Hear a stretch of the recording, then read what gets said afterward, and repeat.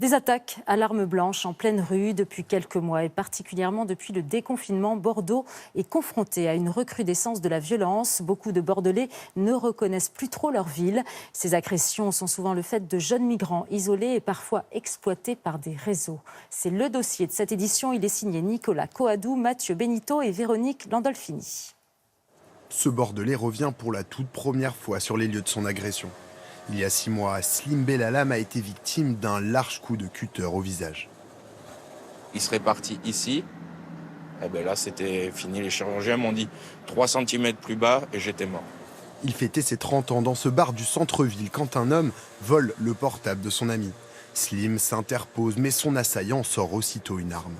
Je me suis vu mourir à 4 h du matin devant un bar associatif, mort à cause d'un téléphone portable qui était en mauvais état en plus. Jugé 6 mois plus tard, son agresseur, un Algérien de 25 ans, écopera de 3 ans de prison ferme.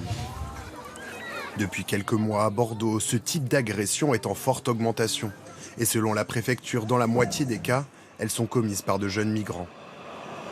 Beaucoup sont sous l'emprise de leurs passeurs. L'année dernière, les policiers ont mis au jour un réseau d'exploitation de ces mineurs. Il y avait un passeur qui organisait l'arrivée sur la ville de Bordeaux, qui trouvait les squats et qui, en échange d'une place dans un squat, se faisait payer par les bijoux, par les téléphones ou par les espèces qui étaient volées sur les victimes. Un engrenage de la violence dont ces jeunes migrants sont souvent les premières victimes. Ils sont une centaine sur Bordeaux, souvent livrés à eux-mêmes et à la difficulté de la vie dans la rue et dans les squats. À 16 ans, Abou Bakar est l'un des plus jeunes. Lui n'a jamais eu affaire à la police, mais il nous décrit un quotidien difficile. Il y a certains on s'entend bien, il y a certains on s'entend pas bien. Souvent on fait la bagarre, bien dur, oui. Pourquoi la bagarre? Parce que des fois on s'entend pas. Le milieu qu'on est, c'est pas facile.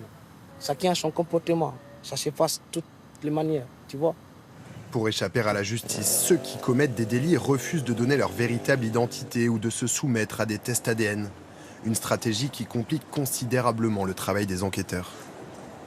Ça veut dire que, d'une part, on va avoir affaire aux mêmes délinquants à plusieurs reprises sous des noms différents, que toutes les mesures qu'on a déjà mises en œuvre la première fois, on va ignorer qu'elles sont en œuvre puisqu'il va être interpellé sous une nouvelle identité et qu'on va condamner des gens dont on ne sait pas qui ils sont en réalité.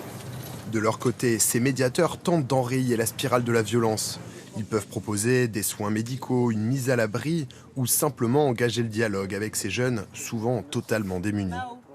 C'est un système qu'il faut traiter de façon globale. C'est-à-dire que c'est un problème de sécurité, c'est un problème de tranquillité, mais c'est aussi un problème social avec des enfants. Ce sont des enfants qui sont à la fois auteurs mais aussi victimes.